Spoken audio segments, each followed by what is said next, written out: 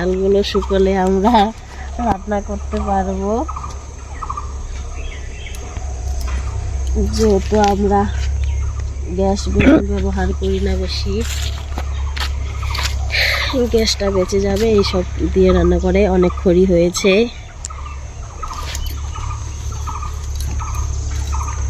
এটা যেন কি গাছ, সেদিন এটা এত বড় গাছটা কাটা হয়েছে, আর আমাদের খুব একটা ক্ষতি হয়ে গেল। জলের ট্যাঙ্কিটার পাইপ ভেঙে গিয়েছিল, তো পাইপটা জোড়া দেওয়া হয়েছে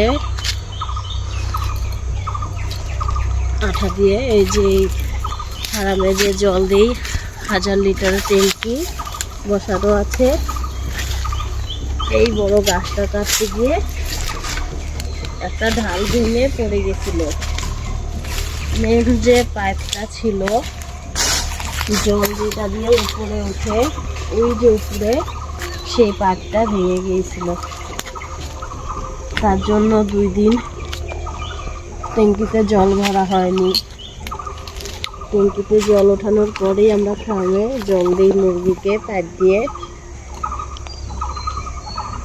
গাছটা দেখো সেই বড়, ভালোই হচ্ছে গাছটা এখন কাটা হয়েছে, তাহলে সামনে তো ঝড় তুফানের দিন আসছে, না কাটলে হয়তো ঝড়ে এই চালের উপরে পড়তো আর অনেক বড় ক্ষতি হয়ে যেত। ফার্মে তো মুরগি থাকেই, গেল বছর অনেক ক্ষতি হয়েছে ঝড়ে। তার জন্য এবার দেখে দেখে যেদিকে বড় গাছ আছে আগেই কেটে ফেলবে। চলো, ওই যে মুরগির বাচ্চা এখন ছোট ছোট,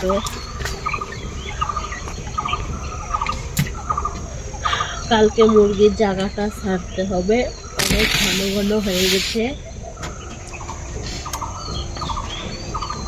কারণ 7 দিন বয়স হয়ে গেছে মুরগির বাচ্চা।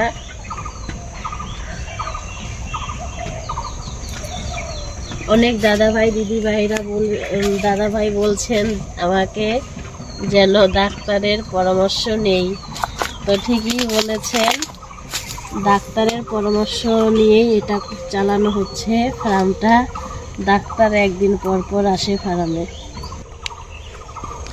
এই সুপারি গাছটা ভেঙে গেছে, কারণ এই গাছটা কাটা হয়েছে। কত বড় গাছ, গাছটা দিয়ে কাঠ হবে সুন্দর, কাঠ ঘরের কাজে লাগানো হবে, আর গাছের ছালগুলোও কাজে লাগবে। গাছের ছাল। টাটা, বাই বাই, সবাই ভালো থেকো। এরপরের ভিডিওতে আবার আসবো।